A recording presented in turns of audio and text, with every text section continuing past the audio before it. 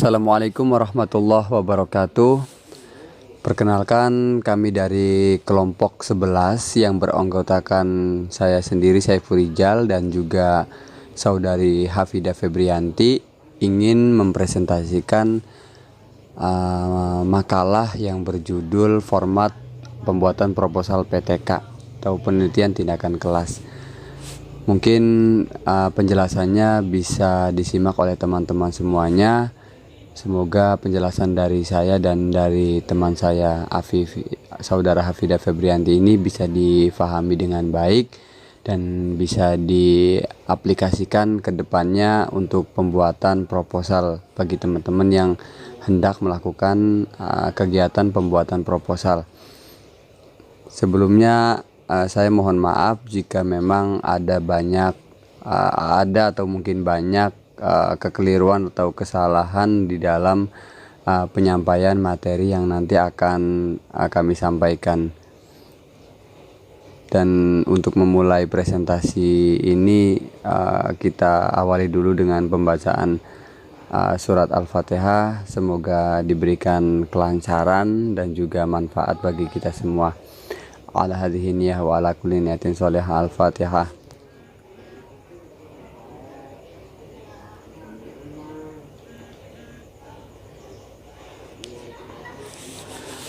Untuk presentasi yang pertama ini akan disampaikan oleh Hafidah Febrianti.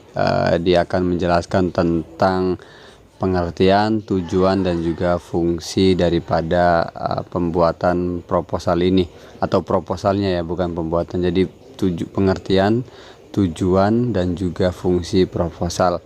Nah, nanti akan dilanjutkan oleh saya sebagai pemateri kedua, di mana saya akan menjelaskan bagaimana cara penyusunan proposal yang mana berisikan tentang komponen-komponen yang harus dilengkapi dalam penyusunan proposal tersebut.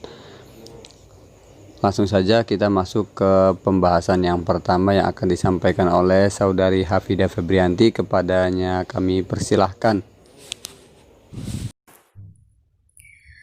Baik, Assalamualaikum warahmatullahi wabarakatuh. Perkenalkan, nama saya Hafidah Febrianti. Di sini saya pemateri pertama yang akan membahas mengenai pengertian, tujuan, dan fungsi dari proposal penelitian tindakan kelas. Adapun poin pertama yang akan dibahas yaitu mengenai pengertian proposal. Di sini dijelaskan proposal adalah usulan tentang suatu kegiatan yang memuat kerangka atau garis besar dari sebuah kegiatan yang hendak dilaksanakan.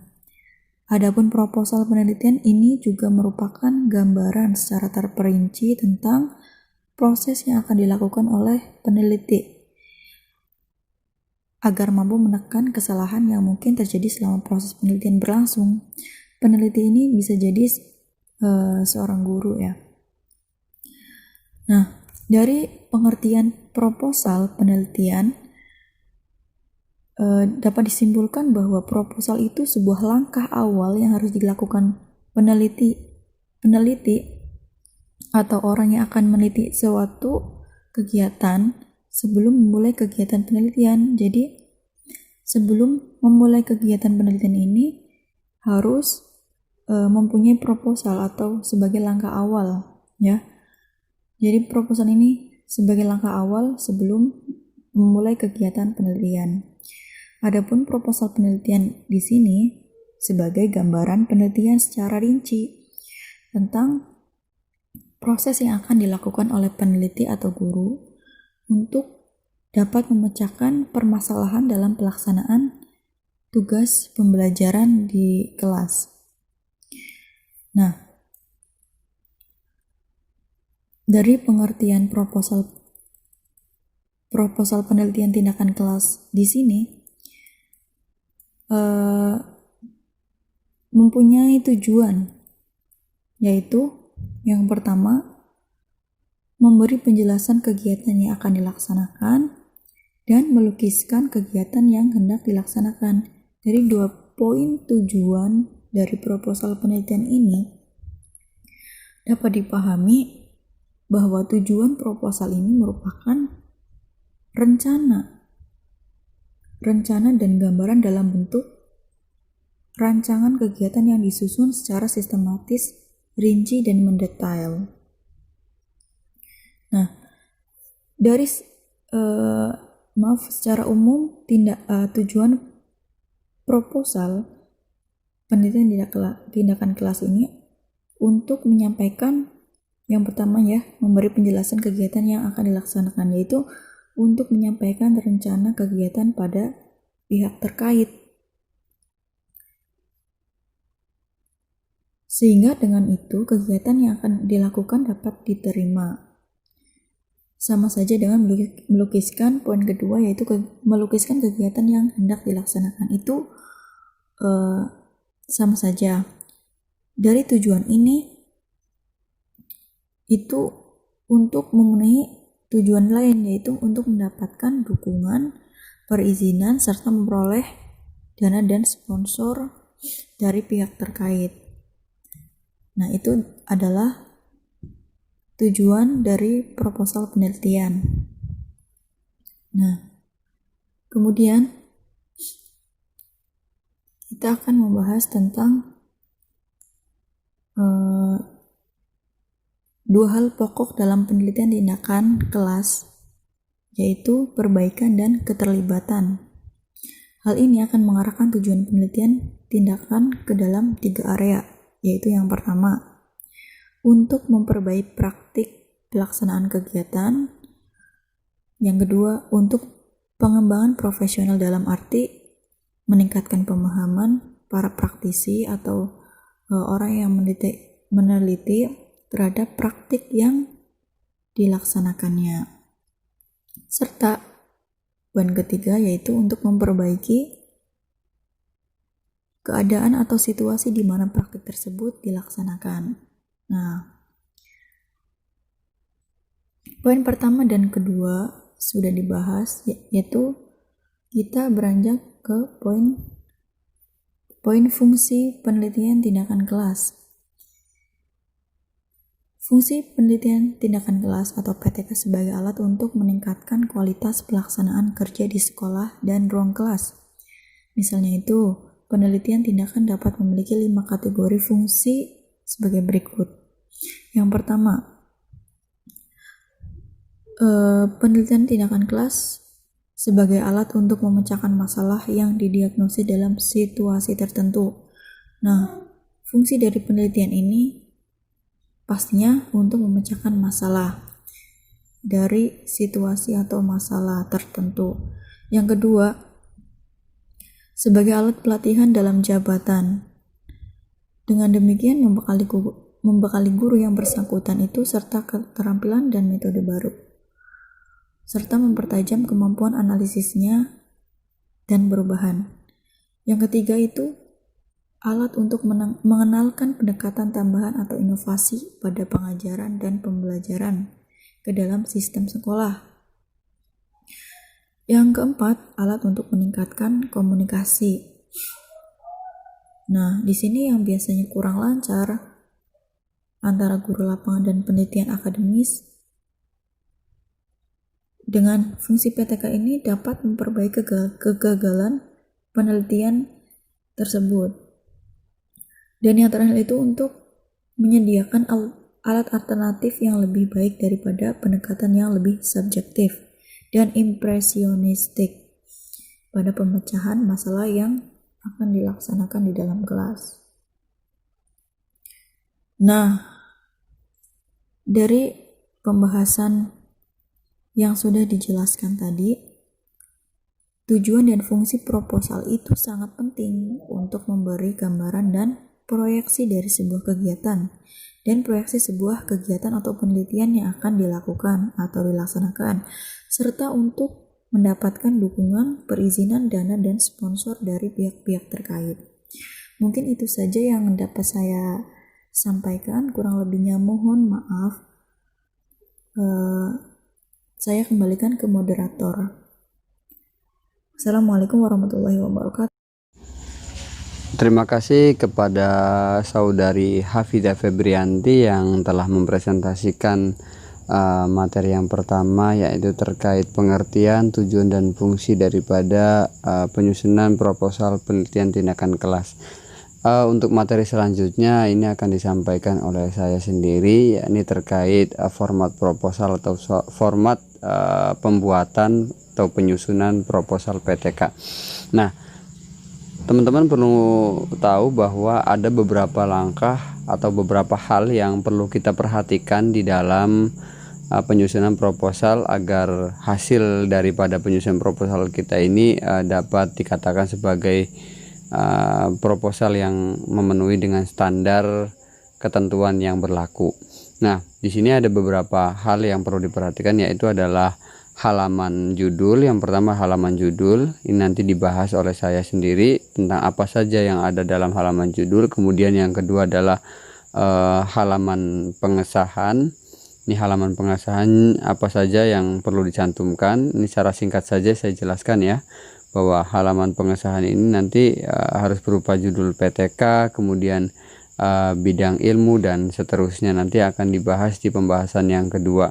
Kemudian yang ketiga adalah isi proposal ataupun pembahasan inti dalam penyusunan proposal yang nantinya mencakup poin-poin, diantaranya adalah judul penelitian, terus kemudian latar belakang, identifikasi masalah, solusi, dan seterusnya. Nanti akan akan dibahas di bagiannya masing-masing. Baik, kita langsung masuk ke pembahasan yang pertama, yakni tentang halaman judul. Jadi perlu kita ketahui bahwa dalam halaman judul ini ada beberapa komponen yang harus kita cantumkan di sana. Yang pertama, apa saja komponen itu? Yang pertama adalah tentang judul. Jadi memang harus punya judul terlebih dahulu sebelum melanjutkan pembuatan proposalnya ini. Ya, tidak hanya proposal sebenarnya judul itu, makalah, artikel, jurnal itu semuanya juga perlu judul, karena kalau nggak ada judulnya ya orang nggak bisa menyimpulkan ini tentang apa. Jadi substansi intinya apa, kan begitu. Jadi judul itu harus dicantumkan terlebih dahulu di halaman judul atau halaman depan. Kemudian yang kedua adalah nama tim peneliti. Nah, ini juga perlu diperhatikan ya. Jadi nama tim peneliti ini ya formatnya hampir sama seperti makalah, cuman bedanya ini kan berbentuk tim, bukan individual. Itu dari mana? Kalau sepertinya makalah aja lah, dia berasal dari universitas mana, dari kampus mana, begitu ya. Kemudian juga sama tempat observasi atau tempat penelitiannya itu dilakukan di mana, itu juga penting untuk dicantumkan supaya nanti judul itu atau pada halaman judul ini bisa difahami secara sempurna oleh yang membaca, sehingga tidak timbul pertanyaan-pertanyaan. Walaupun nanti banyak hal-hal yang perlu dipertanyakan dalam pembahasan, tapi paling tidak judulnya sudah jelas. Kemudian tahunnya, supaya tahu relevan atau tidaknya penelitian tersebut, kan juga harus mencantumkan tahun penelitian. Kemudian masuk ke pembahasan yang kedua. Ini saya singkat saja ya, karena waktunya juga akan terbatas, tidak bisa menjelaskan secara panjang lebar. Yang kedua adalah halaman pengesahan. Nah, halaman pengesahan berisi judul PTK, kemudian juga bidang ilmu, kategori penelitian, ketua tim peneliti. Nah, ketua tim peneliti ini nanti ditulis lengkap ya, dengan gelar, terus NIP, NIP, kemudian golongan atau pangkatnya apa, jabatan fungsionalnya juga apa, jurusan dan institusi mana. Begitu kira-kira. Terus tim peneliti ini juga harus lengkap juga, sama kayak seperti ketua peneliti, harus nama lengkap, kemudian gelar, NIP, gelar, terus golongan atau pangkat, terus jabatan fungsional, jurusan atau institusi dari mana. Lokasi penelitian itu juga harus dicantumkan, terus lamanya penelitian, waktunya kapan, waktunya berapa lama, kapan saja dilakukannya, jadwalnya itu harus secara komprehensif disebutkan. Kemudian biaya penelitian berapa, sumber dana dari mana, dan lain sebagainya. Kemudian dilanjutkan dengan tempat tinggal pembuatan, di mana tempat tinggal yang dilakukan sebagai semacam base camp begitulah, di mana tempat tersebut menjadi tempat yang untuk melakukan satu permusyawaratan, begitu kira-kira. Masuk ke pembahasan yang ketiga ya, yaitu adalah isi utama proposal atau pembahasan inti dari proposal. Nah, ini ada beberapa hal yang perlu teman-teman perhatikan dalam menyusun proposal ini, karena memang masih ada saja orang-orang yang menyusun proposal namun tidak dalam kriteria yang sempurna. Makanya perlu diperhatikan agar proposal kita yang kita bikin itu ideal dan sesuai dengan anjuran standar pembuatan proposal ya. Untuk hal-hal yang perlu diperhatikan, pertama adalah judul penelitian. Ini juga jelas tadi dibahas ya, tapi kalau yang pertama pembahasannya pada lampiran judul. Kalau sekarang kita cantumkan pada proposal atau pada isi pembahasannya kita cantumkan judul penelitiannya seperti apa. Kemudian latar belakang masalah ini juga sangat umum sekali, tidak hanya proposal, bahkan jurnal, terus artikel, terus kemudian makalah juga semuanya biasanya diawali dengan adanya latar belakang. Kemudian hal berikutnya yang perlu diperhatikan adalah identifikasi dan perumusan masalah. Itu juga sangat familiar sekali. Artinya substansi atau subtema identifikasi ini biasa dicantumkan di berbagai karya tulis ya. Kemudian adalah cara yang keempat adalah cara memecahkan masalah atau solusinya. Jadi setelah ditemukan beberapa persoalan atau permasalahan yang menjadi titik incaran dilakukannya penelitian, harus juga menemukan solusi bagaimana cara mengatasi masalah tersebut. Lalu yang kelima adalah tujuan dan manfaat penelitian. Tujuan dan manfaat penelitian ini, kalau kita berbicara secara umum ya, tujuan dari PTK ini kan tujuan PTK ini merupakan keinginan peneliti kan atas hasil tindakan dengan mengetengahkan indikator-indikator yang hendak ditemukan, terutama yang berkaitan dengan variabel penelitian. Jadi tujuan penelitian harus terjawab dalam kesimpulan hasil penelitian. Jadi pada intinya kalau dalam kesimpulannya belum sampai bisa memberikan atau menjawab tujuan penelitian tersebut, maka tidak sempurna jelas proposal atau penelitiannya ini. Jadi harus terjawab di kesimpulan tujuannya apa.